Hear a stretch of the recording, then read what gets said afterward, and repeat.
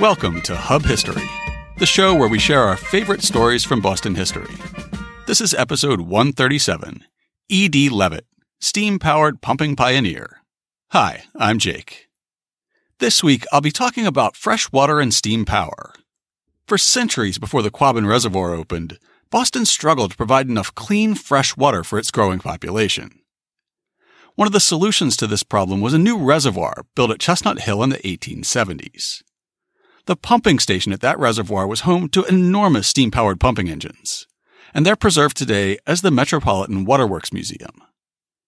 Eric Peterson from the museum is going to join us in just a few minutes to talk about the history of Boston's water supply, steam power, and a brilliant engineer who designed the steam pumps that provided Boston's water. But before we talk to Eric about engineer E.D. Leavitt, it's time for this week's Boston Book Club selection and our upcoming historical event. Our pick for the Boston Book Club this week is called Eden on the Charles, The Making of Boston by Michael Rawson. You might have noticed that I'm a bit of an infrastructure nerd, and this is one of my go-to books about the infrastructure that makes up Boston. I've used this book as a source for our shows about annexation, perambulating the bounds, and the Mother Brook. It's both a history of 400 years of urban planning in Boston and the flip side of that, which is to say the environmental history of the city. Here's how the publisher's website describes the book.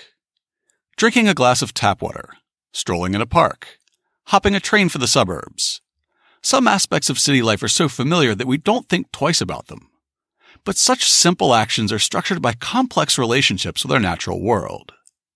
The contours of these relationships, social, cultural, political, economic, and legal, were established during America's first great period of urbanization in the 19th century. And Boston, one of the earliest cities in America, often led the nation in designing them. A richly textured cultural and social history of the development of 19th century Boston, this book provides a new environmental perspective on the creation of America's first cities. Eden on the Charles explores how Bostonians channeled country lakes through miles of pipeline to provide clean water, dredged the ocean to deepen the harbor, filled tidal flats and covered the peninsula with houses, shops, and factories, and created a metropolitan system of parks and greenways, facilitating the conversion of fields into suburbs. The book shows how, in Boston, different class and ethnic groups brought rival ideas of nature and competing visions of a city upon a hill to the process of urbanization, and were forced to conform their goals to the realities of Boston's distinctive natural setting. The outcomes of their battles for control over the city's development were ultimately recorded in the very fabric of Boston itself. In Boston's history, we find the seeds of the environmental relationships that, for better or worse, have defined urban America to this day. If you'd like to know more about the development of Boston's systems of water and sewage, its filled land and dredged harbor created today's sprawling city from the Puritan village on a peninsula that it evolved from, check out the link to buy the book in this week's show notes. And for our upcoming event this week, we have a talk at the main library in Copley Square this Thursday, June 20th.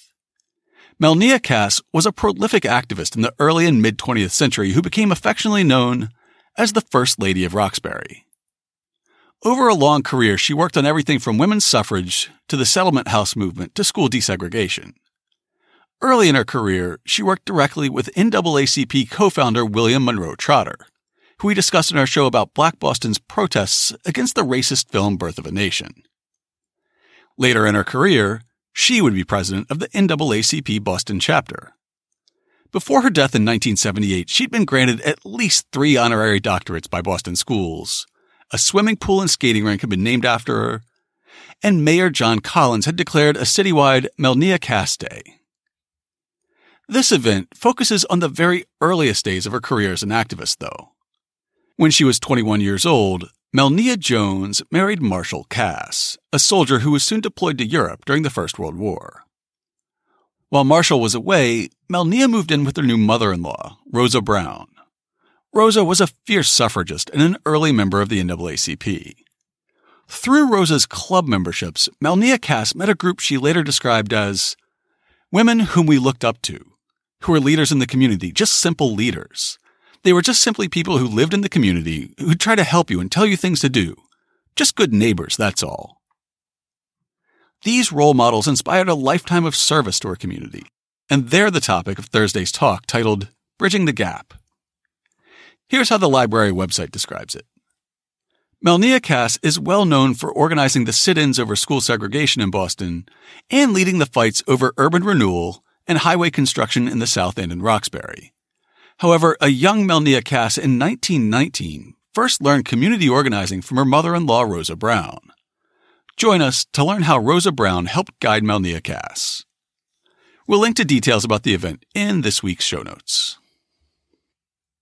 Before I move on to the interview with Eric Peterson, I want to say thank you to everyone who supports Hub History on Patreon. We love that podcasts are free to listen to, but unfortunately, they do cost money to create. For as little as $2 a month, you can help us cover the cost of making the show, as well as improvements, like upgraded media hosting, access to finally get the show into Spotify, and new subscriptions to research databases. There are special rewards at the $2, $5, and $10 monthly levels, ranging from a sticker and access to our episode scripts, to a monthly live video chat, to a special walking tour hosted by us. Just go to patreon.com/hubhistory or visit hubhistory.com and click on the support link. And now it's time for this week's main topic. Joining us now is Eric Peterson. Eric's the executive director at the Waterworks Museum, which is, in my opinion, one of Boston's most underrated historic sites. We met Eric at History Camp Boston back in March, and he presented about a 19th century mechanical engineer and steam engine designer named Erasmus Darwin Leavitt, Jr. Eric Peterson, thanks for joining us today. It's a real pleasure. Now, we are going to ask you about E.D. Leavitt, Erasmus Darwin Leavitt, but before we do, can you just tell our listeners a little bit about the museum where you work? Sure. So I work at the Metropolitan Waterworks Museum.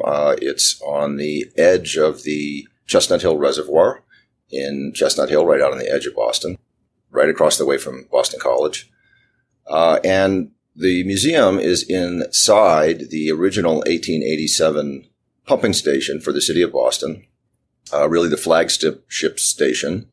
And within that preserve station are these incredible steam engines that were the equipment that pumped the water for the city of Boston for almost 100 years. So it's entirely intact, at least our portion of it. And it's pretty amazing, very unique view into the infrastructure of a metropolis. And we talk about a bunch of different themes connected to the city of Boston. So it's really a kind of a different way to understand the history of Boston and really the history of the growth of any large city, probably in the world. So why did Boston need a reservoir and a pumping station at Chestnut Hill? Well, that goes back, it's kind of a long story. It goes back really until the very beginning of the Shawmut Peninsula and the growth of the city of Boston. From the very beginning, Boston was challenged with a limited water supply, and through various dealings with the legislature, it took a long time for a real legitimate water supply to be brought to the city of Boston and the investment to be made. So all kinds of various ways were to bring water to the city, to its citizens were tried, but it really wasn't until the 1840s that a real effort was made, and not until the 1870s that the technology was available to really make something that was a comprehensive system that was big enough to address a very large population or a much quickly growing population. The reservoir was an essential part of that, but it's just one small part of a very much more complicated system. Was the water that was going to the Chestnut Hill Reservoir, was that Costituent water, or was that from one of the later water sources? Originally, it was, yes, the Costituent Aqueduct out in Natick brought the water to this reservoir at some point, but also it was filled by the Sudbury Aqueduct system, and even eventually by the Quabbin system. So that reservoir that's right outside our door is really a storage reservoir and not so much a supply. Essentially, it's bringing water closer to the city of Boston. That was the whole idea of having it there, so it can be available in the later part of the 19th century. Eventually, that was less necessary as the system became more modernized, and now all our water, most of the city's water anyway, comes from the Quabbin reservoir. So I think you said the pumping station opened in the 1870s, and when did it? Nope. 1870 was when the reservoir was built. The pumping station itself was not built until 1887. And when did it go out of operation? Well, it was decommissioned in the mid-70s, while a brand new pressurized aqueduct system was being installed for the city of Boston. But typically of Boston, that didn't work right away. It kind of broke. So the site had to be brought online for a couple of more years until that could be repaired properly. And it really was a big dig-like effort. And ultimately, when it was repaired and fixed, then the site was completely decommissioned. Probably 1980 would have been completely shut down, I think. Now, I remember, I think it was 2010, a massive break in the Quabbin aqueduct in Weston, and there was a boil water warning at the time. And I know the city went to back up water supplies during that outage. That didn't go to the Chestnut Hill reservoir, did it? It did. It was an amazing day because I came to work as a normal day, and there were police and tape all around the reservoir and water bubbling out of the middle of it. It was pretty incredible. And yes, so the backup supply that it has become was utilized, and it was the water we drank, and we did have to boil it. In the town I live in, we got it and we did boil it because I look at it most days and it's not anything you really want to drink out right now anyway. But it was amazing because the MWRA, who manages the water system, had everything in place ready for such an emergency. And there's an underground, very modern pumping station just a little ways down from where we are at the museum.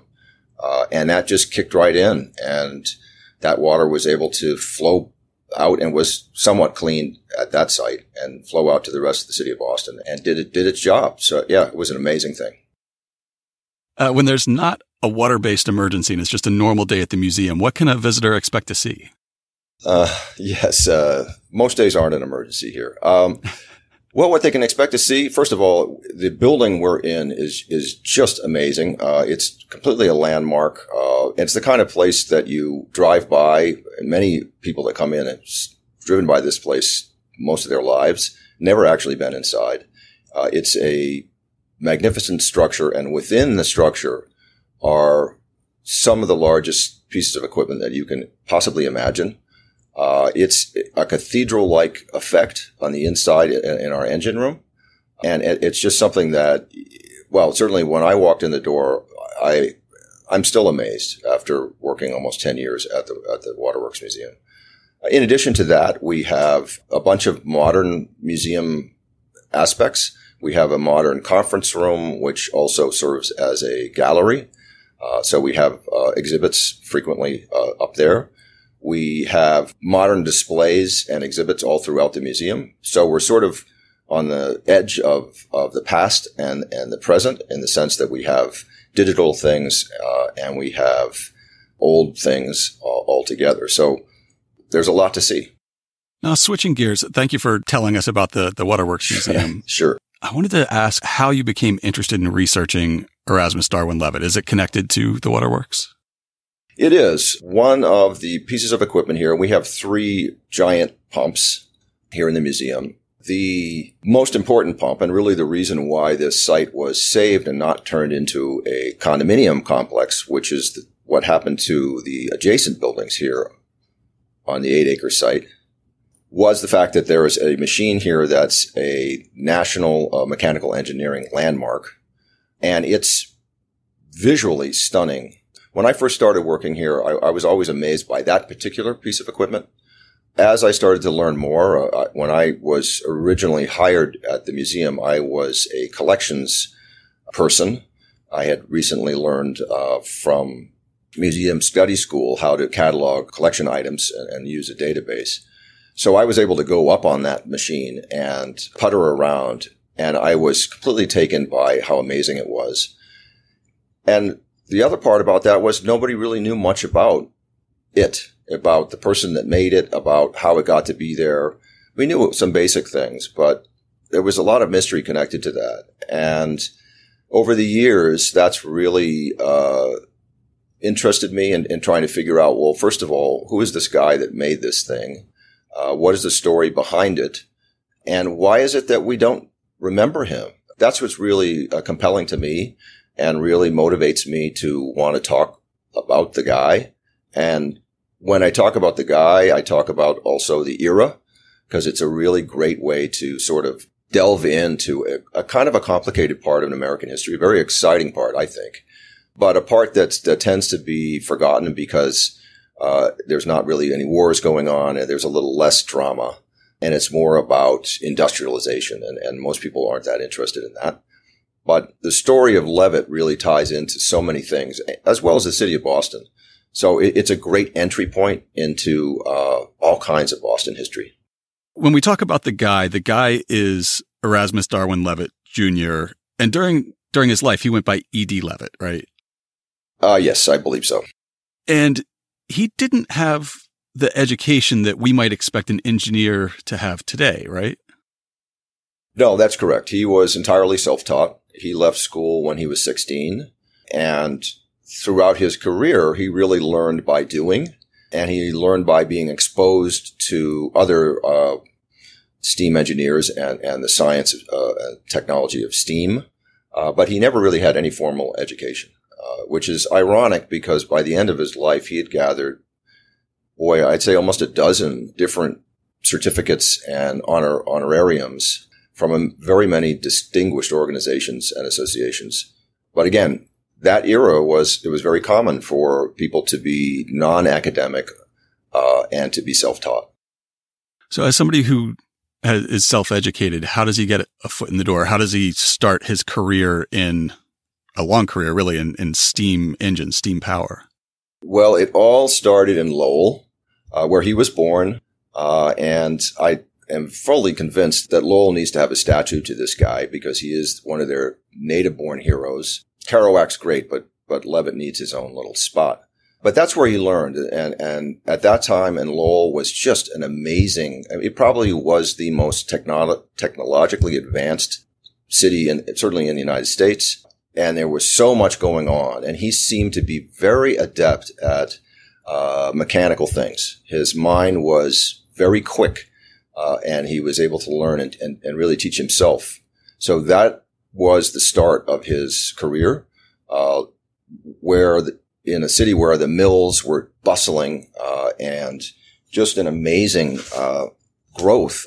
And so he was exposed to all kinds of new technologies. And I think more than that, seeing the possibilities that technology, what it could do. It was, at that time, of course, river power was pushing most of the things that were going on in Lowell, but steam power was coming in pretty quickly. And he saw that, and I think he saw that there was really incredible potential with that. And throughout his career, he really pushed the limit of what steam power could do, which is another reason why I think he should be recognized. I find it very sad that he's completely unknown. And I've done quite a bit of research about him. I know very little about the man himself, but his accomplishments do remain. So that's somewhere to get a hold of the story. It's really amazing to me that throughout all this, he's been forgotten. But anyway, that's a sidebar. So what era are we talking about? When is he getting his start? So he is born in the 1840s. So this was a time really when and most of the United States was agrarian. And, so it was still, a small country that was finding itself. But in the town of Lowell and a few other places, there was the beginning of the idea of manufacturing and, the roots really of industrialization that would propel the nation forward for the next 100 years at least. This was a time when Lowell would have been very unique in the sense that there was all kinds of mechanical and manufacturing and really capitalistic efforts were started right there in that city.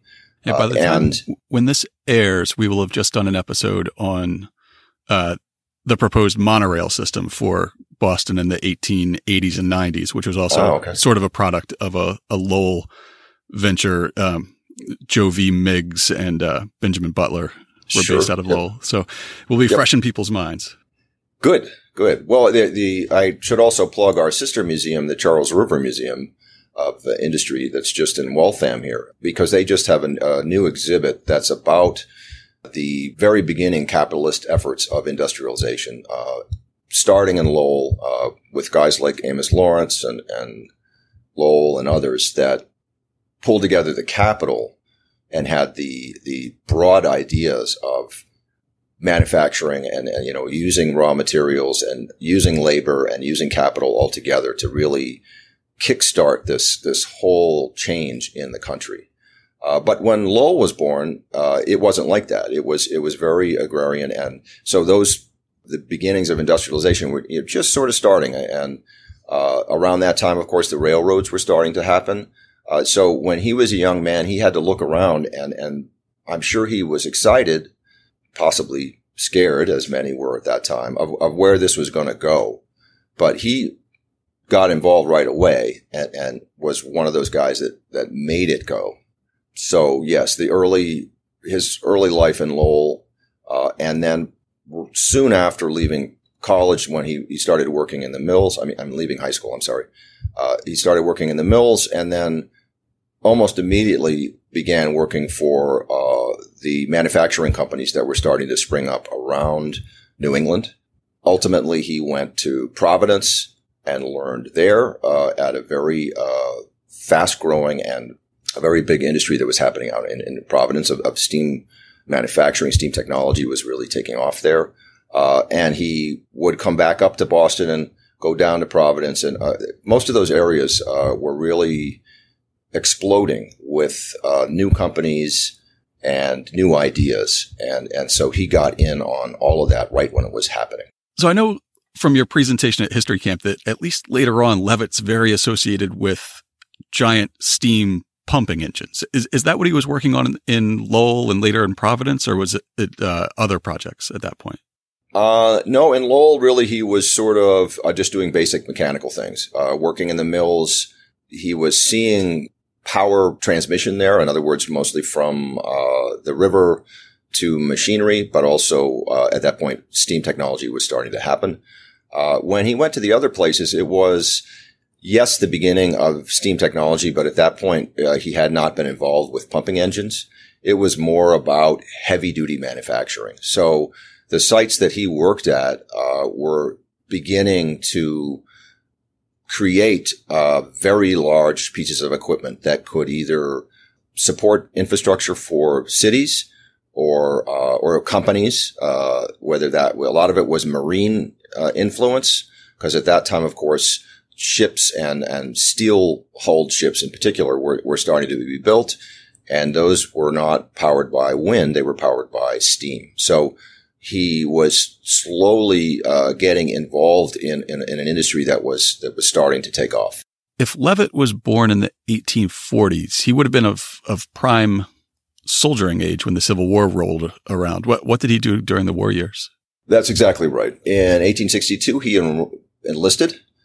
He was in his 20s, and so he was ready to go. And there's no evidence that he was at all reluctant to do that. In fact, like many of his era, they were ready to fight.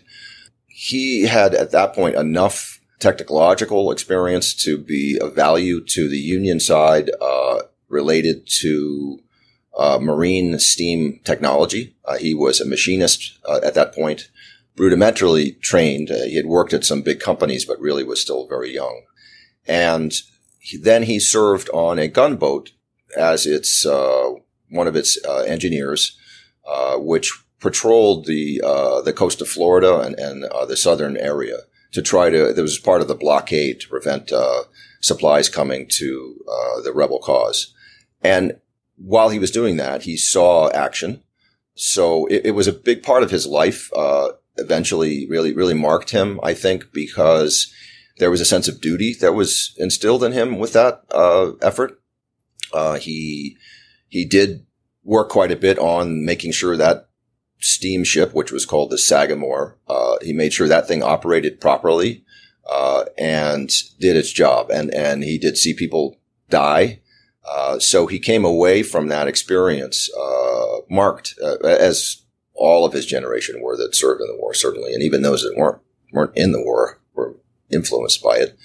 But that experience he carried with him to the point where there is a signature that he always put on all his engines, which was a ship's wheel.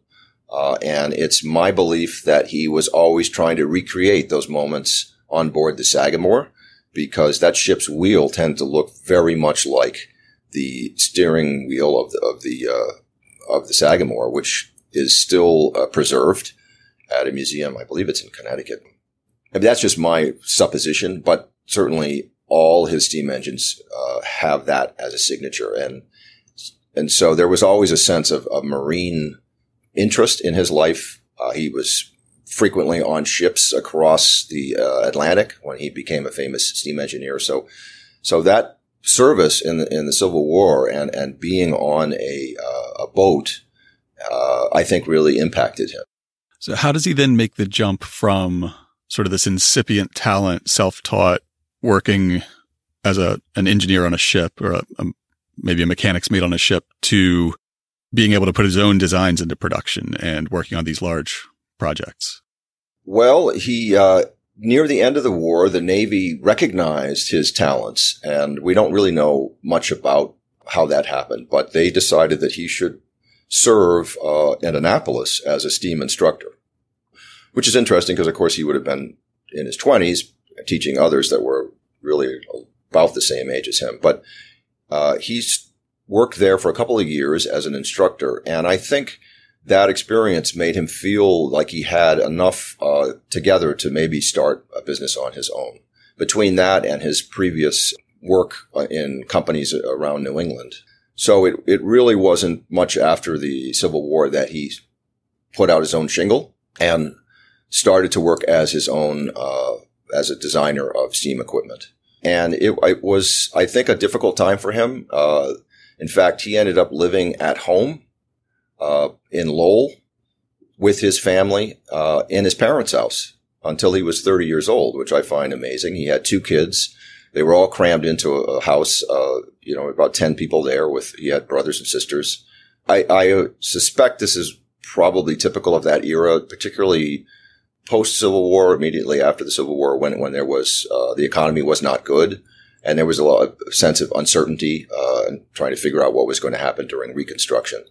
So, yeah, there he was at home, but he was still working as a steam engineer. And in fact, the census records indicate that as his chosen title. So he knew where his career was going. It just really hadn't taken off quite yet. And when it does, he becomes associated with these very large steam pumping engines. And some of his first ones are around this area, right? That's right. In Lynn, I believe it was Lynn was the first waterworks that he worked for. He had got, at this point, he had a network of connections. And somebody said, well, why don't you give this guy a shot at this waterworks? He, even at that point, was confident enough to create a very large steam engine. I mean, we're talking probably 50 feet tall. Oh, wow. That would provide city water for the city of Lynn. It was a relatively simple design and based on previous designs, really from the 1870s. And at this point, it's still the 1870s. So he's right there with the rest of them that are building stuff. He's learning from things like the 1876 exposition in Philadelphia.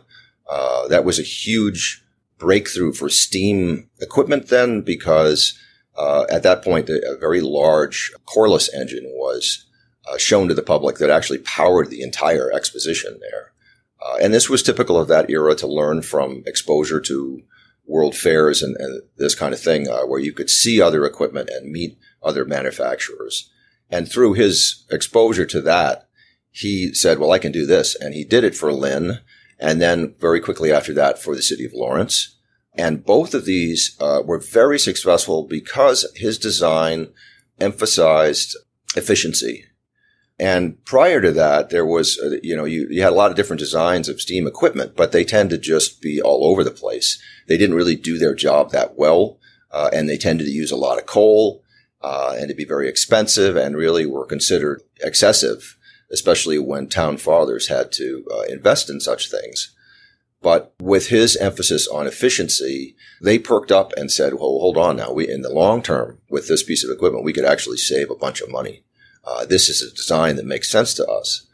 And when that became known, it really took Leavitt to the next level. Everybody started to talk about the idea that you could be efficient with your steam equipment. You could use less coal and to better effect.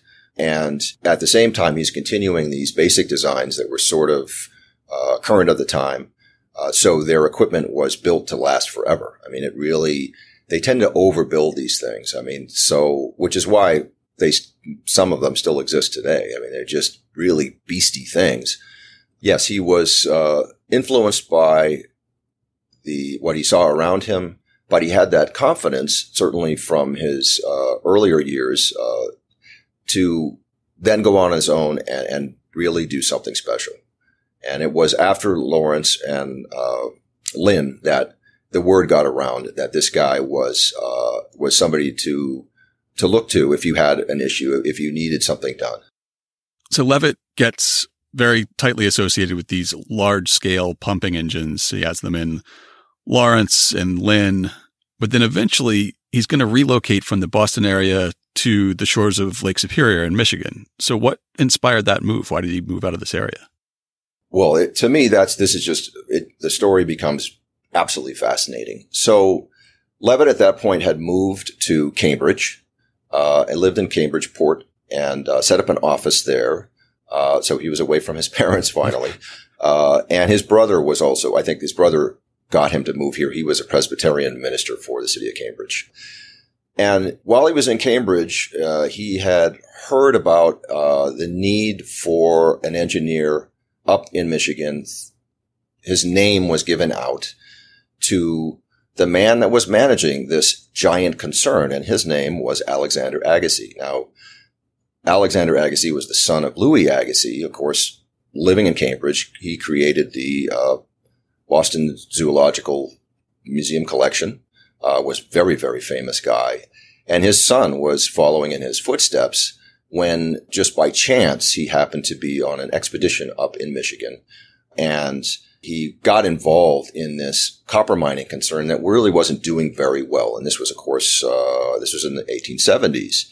Essentially, he reorganized the entire effort, and what turned out ultimately to be one of the biggest copper lodes, certainly in modern times. I mean, it was the copper spot for darn near 100 years, and it made people incredibly rich. It took a while to get there, and Alexander Agassiz was very challenged to try to make this operation work. And they're challenged for a bunch of different reasons, one of which was because the way copper was removed was very rudimentary at that time, and it had to be reconsidered. The type of copper that was up there did not come out in big chunks. It was wrapped up in rock, so that had to be separated. And the efforts involved in getting that copper out of the ground required somebody that knew real big equipment and that knew that was able to pump water, because water was used to wash the copper off and clean it and get it ready to be processed. And water was also, you needed to be pumped out of these really deep holes in the ground. Some of them were more than a mile down in the ground up there in Michigan. So ultimately, Leavitt's name came to Agassiz, and Agassiz invited him to come up there, and it started a relationship that lasted 50 years. So it was a huge part of Leavitt's life, and it really has an impact on the city of Boston. So ultimately, Agassiz and Leavitt worked together to rebuild this mine, and it became incredibly productive. Mostly because Agassiz said, Leavitt, I want you to build the biggest things you can possibly build. There is no limit. And it's it was kind of a macho world up there where you build, I mean, these things are immense. Now we're talking what used to be 40, 50 feet was 60, 70, 80 feet tall. I mean, immense pieces of equipment. Often you would never even see them because they would be in the ground or they would be hidden away somewhere. They weren't really obvious to see. And so, which is one reason why a lot of that period is forgotten. But Agassiz wanted to build for the long term. And he also had a sense that maybe that lode that they were sitting on at this was called the Calumet and Hecla Mining Company, in Houghton County, Michigan. He suspected, and he was right, that this was an immense vein. The problem was getting it out of there. And so Leavitt spent all those years figuring out ways to do that. And he had really an open check. He was very willing to chuck equipment that wasn't doing the job and get all new stuff. I mean, there is many stories of that happening. And Agassiz was fine to put the capital towards doing that. Because the strategy was build big and build for the long term. And ultimately that worked out really well for everybody, particularly for investors from the city of Boston. So when you look at our steam engine here at the Waterworks Museum, Leavitt's engine, it is directly connected to the growth of the city of Boston in so many ways, because behind it were the investments of some of the Brahmins of the city. For example, Henry Higginson, who ultimately built the Symphony Hall. Yes, of course. I knew his name was familiar. Yes. And very much a philanthropist. Much of his money came from his investments in the copper mines. You had a lot of other people that were connected there. The Lyman family, the Lyman estate out in Waltham, they made millions of dollars and tens of millions, really. It was hugely successful. Not right away, but ultimately by the 1880s and 90s, these people were taking home massive amounts of money. Another guy was Shaw, he was the uncle of the 54th Regiment guy that died, in the all-black regiment. Another founder and Brahmin of the city of Boston. So when you look at that engine, and I love to tell people about this was really connected to the growth of the city at a time, at the golden age of Boston, when money was flowing out for investment and back in 10 times over from the profit. And so the city itself was energized because these capital investments could be made in industrial concerns, in commercial aspects, almost as essential as the water itself. Yeah, it's such a boom time for the city of Boston between the sudden growth in population. We're physically growing the boundaries of the city through annexation, through landfill. All these infrastructure projects are happening at the same time. Water, sewer, street railways, That's the right. beginnings of the elevated railway. Just everything's happening at once in the last couple of decades. It's all happening, and fantastic landmark buildings are being made, like the building that the museum is in. Somehow the city had enough money to build this giant European style estate. And on the inside, it's got beaded ceilings, and I mean, it's pretty fancy for a utilitarian building. But that was the era of the golden age when you could do those things, and it wasn't just done willy-nilly. There was an effort to sort of use those structures to teach the many new immigrants that were coming into the city at that time. And that really ties into the story we tell here at the museum, which is this desperate effort to try to meet the needs of a very unexpectedly growing city. That nobody really realized that all this activity would attract people from all over the world. I mean, this is a place to go and make your new life. So you mentioned that E.D. Leavitt does eventually design a large pumping engine for Boston a little later in his career. So if he was spending 50 years working on copper mining in Michigan, there must have been some side projects also. Very much so. And that's what's very interesting about Leavitt's life. And I'm really trying to find out more about him as a person because, well, I mean, just for the very practical reason that getting up to Houghton County, Michigan from Cambridge, at least a couple times a year, could not have been an easy thing in the 1870s and 80s. That had to be a very laborious effort, especially in the winter, of course. So he wasn't living in Michigan full time? No, he was not. He was commuting back and forth. Okay. Yes, he was commuting always back to Cambridge. So his whole life was really centered around Cambridge. But there was a lot of travel, and you're absolutely right. I mean, there were many side projects in addition. And it seemed like Agassiz didn't care about that as long as Leavitt did the job that he needed to do. Leavitt was free to do many other projects. So he was constantly doing that. And really, ultimately, by the 1880s, he was going all over the world. He reached a point of recognition where he was really well known. Another reason that it's very sad that he's completely unknown in our modern times, because back then in his circle, certainly very, very famous guy.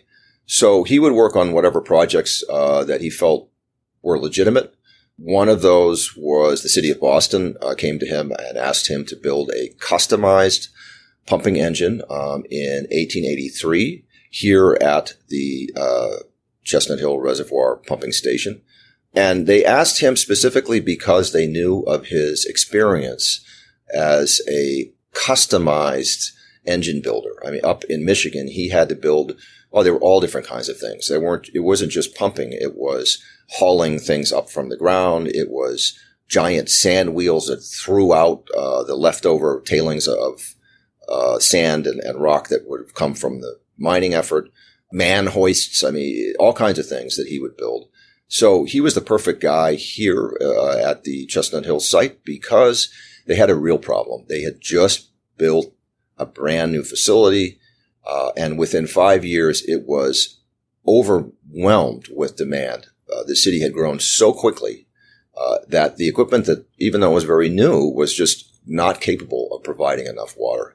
It was running 24 hours a day, and there was a real sense of desperation as to what's going to happen, because at that point, you had tens of thousands of immigrants coming in annually, and nobody knew what to do. So Leavitt was charged with building this thing as fast as he could and with as much capacity as he could possibly put into it. So, and he was successful at that and was a real challenge. Within 2 years, he built this engine while two smaller engines were pumping away furiously. And he had to do it in a way that didn't compromise their operation. So he was able to make it run very quickly so that it could have much greater capacity. In fact, he doubled the capacity of the site ultimately. 20 million gallons a day is what that engine pumped. He was also able to fit it into the existing structure. This beautiful building, it would have been very difficult to explain how you had to remodel it after 5 years. That wasn't going to happen. So he had to make it happen within the site itself. And so he had to adjust the pumps and the engine itself to fit into this sort of cramped space. And he was able to do all that successfully and within budget. And as his trademark efficiency, it was extremely efficient for its day. So it was an enormous success all around, a success for the city of Boston that they actually averted this potential disaster for not having enough drinking water for its inhabitants. And obviously a success for Leavitt himself because he actually made this thing happen. What's particularly interesting to me about that engine is, and it's even till today, it's referred to as the German engine. And that's because Leavitt used his connections in Germany to make this engine happen. He had made, a couple of years before that, he had met some German engineers, and he had also made a connection with the Krupp company in Essen, Germany. And Krupp was a very distinguished dynasty of metallurgists from the Middle Ages, really. And they were really armaments makers for their entire history. Probably still are, but at that time, they also were the only company capable of casting incredibly strong and very, very large components that Leavitt needed for his engine. If he was going to have this thing pumping away at some ungodly speed, he needed it to be reliable and not have pieces break. And so he felt that the Americans were not capable of manufacturing that kind of quality, and they weren't. That only Germany, only Krupp could do that. Also at the same time, he met a guy named Alois Riedler, who was at the German Polytechnic Institute there, really his counterpart in Germany, who was also a efficiency expert. And he had designed a valving system that could work in conjunction with a very fast-moving piece of equipment. So it was kind of a radical design, and it was a radical concept, I think, to use German parts and German engineering in a composition piece I don't know if that being done anywhere else at that time. And there were many that were looking askance at why was Leavitt doing that. But they were quieted when this thing actually worked. It did what it was supposed to do. So nobody really questioned his efforts at that point. But of course, later on, there were questions. Certainly within 25 years, the Krupp company was making tanks and battleships for World War I. And so they were not our friends. But at that time they were, and that kind of connection is absolutely fascinating to me. He traveled in these amazing circles. He actually, I believe he met the Kaiser. He would travel with the Krupp, obviously very wealthy dynasty. And so he was probably accustomed there when he was in Europe to be treated as he should have been all along, and not so much in the United States, but certainly there with an enormous amount of respect. As he would have deserved.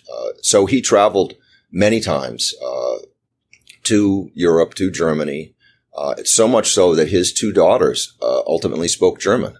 And they had a German nanny come back and live with them in Cambridge. And I read this fascinating article about the neighborhood where he lived after he died. During World War I, his family was really ostracized. Even though everybody liked his daughters, they were shunned because they spoke German and they were Germanophiles, really.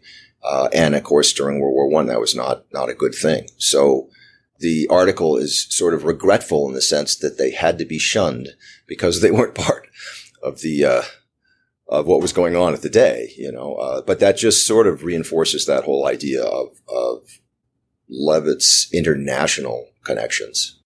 Yeah, I know when I was trying to get prepared for this conversation, I read his obituary in the Cambridge Chronicle, and it really highlighted his many trips to Europe, the high regard he was held in on the European continent. Seemed like that was a very central part of his life. Yes, very much so. I think that sustained him. But again, Leavitt was a guy, we don't know anything about him as a person. He was a very reticent guy, very quiet. The very few publications that he put out there were very highly technical, almost incomprehensible, really, to the layman. So he never promoted himself at all. And so we don't really know the world from the point of view of Erasmus Darwin Leavitt. There are tiny indications of his character. I mean, he was very introspective. There's a great story of how he was down in the mines in Michigan.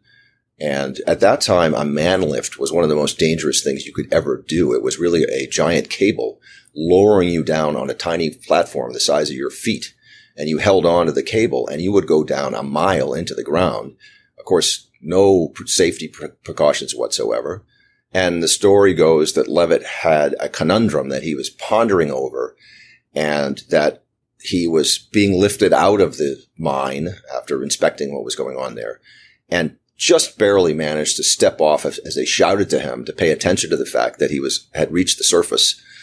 Because if you didn't let go and jump off, then you would be flung down and killed.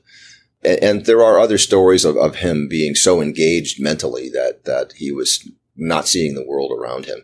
And I think that's the kind of character that he was. He wasn't self-promoting in any way. Even upon his death, just before his death, he spoke to a group and he said, I'm not going to, you know me as a quiet man with few words, and I'm not going to make any changes here. Pretty much, I have nothing to say. And I find that really fascinating. It's sad because that leaves very little record of him. And because he was not a self-promoter, I think history really has forgotten his achievements. The other guys, like, let's say, Worthington or George Corliss, they were very much self-promoters and are well known today. But Leavitt was not. And I think that's one insight into his character. And Corliss is another steam engineer for somebody who might not know the name. Yes, George Corliss was probably the most prominent American steam engineer. He really invented the whole idea. He was really a little bit of a generation before Leavitt. And Leavitt learned from him. But he was probably the most brilliant of all steam engineers in the United States at that time in the 19th century. He would have been sort of the equivalent of Alexander Graham Bell for steam equipment, I think, working out of Providence. One thing I'm curious about, as we were preparing for this interview, exchanged some emails, you teased me with the idea that somehow the Leavitt pump, the Leavitt pumping engine in your museum, is connected to the actress Elizabeth Taylor. And you have me really stumped here. Yes. Well, I've always thought that it's always fun to make connections with popular history. So there is a obscure connection with the Leavitt engine and Elizabeth Taylor. And that is that it's connected to the Krupp family. And as I mentioned, they were a dynasty, a German dynasty. And well, it all really started with Alfred Krupp. Krupp was incarcerated after the World War II, but only briefly. Then he went and got married, and he had this 33-carat diamond. And he gave it to his wife. Once he was released, and his wife eventually divorced him, the diamond ended up disappearing. But ultimately, in the late 1960s, Richard Burton shows up with the diamond, 33-carat diamond, and gives it to Elizabeth Taylor. And she has it on her finger. I have this great photograph of that. And after her death, the diamond went on auction in 2011 for $3.5 million. That's a big diamond. So it's a big diamond. So you can see on the engine here, there's a component that's stamped Friedrich Krupp, Essen, Germany, 1893. And that piece is directly connected to the Krupp diamond on Elizabeth Taylor's finger. So that's an obscure connection, but there are other connections too. I mean, the Krupp family was, I won't go into too much about them, but they were very bizarre. And Leavitt's friend, who was Friedrich Krupp, ended up committing suicide, before he turned 40 because he was involved in a sex scandal, on the island of Capri. And so that had to have been distressing, I imagine, to Leavitt when because he was associated very closely. They were close friends. And in fact, there's correspondence with him and Friedrich, quite a bit of that, in Leavitt's beautiful calligraphic handwriting, expressing his admiration for Friedrich. And then Friedrich had to commit suicide out of the fact that he had embarrassed his family and Germany. Well, speaking of obscure connections, I realized that we've actually profiled another Leavitt on the show, Henrietta Swan Leavitt, who was one of the so-called Harvard computers. Back in episode 58, we talked about them. And in particular, she devised a method for measuring the distance between the stars that then really revolutionized astronomy. And it turns out that she is, in fact, from the same Leavitt family. Yes, that's right. Erasmus was her uncle. And from what I understand, they were close. They certainly lived together for almost a decade in Cambridge, when she was doing a lot of her work there at Harvard. I don't know much other than that. There's very little information I've found to date about that. But Leavitt had a sad end of his life, even actually his later part of his life. His wife died when he was relatively young. I think probably in his early 60s, I think. So he was all alone in a pretty large house in Cambridge. And his daughters were there with him. And eventually Henrietta also came and lived in this sort of villa that he had created for himself. And I always got the sense that they sort of took care of him, because he was so ethereal, really. And I imagine he wouldn't know how to cook himself breakfast. You know, he was working on designs in his mind, and he probably wasn't very practical with those basic life functions. Seems like the sort of person who, even if he knew how to cook breakfast, might forget to eat breakfast if he was working on a problem. Yes, exactly right.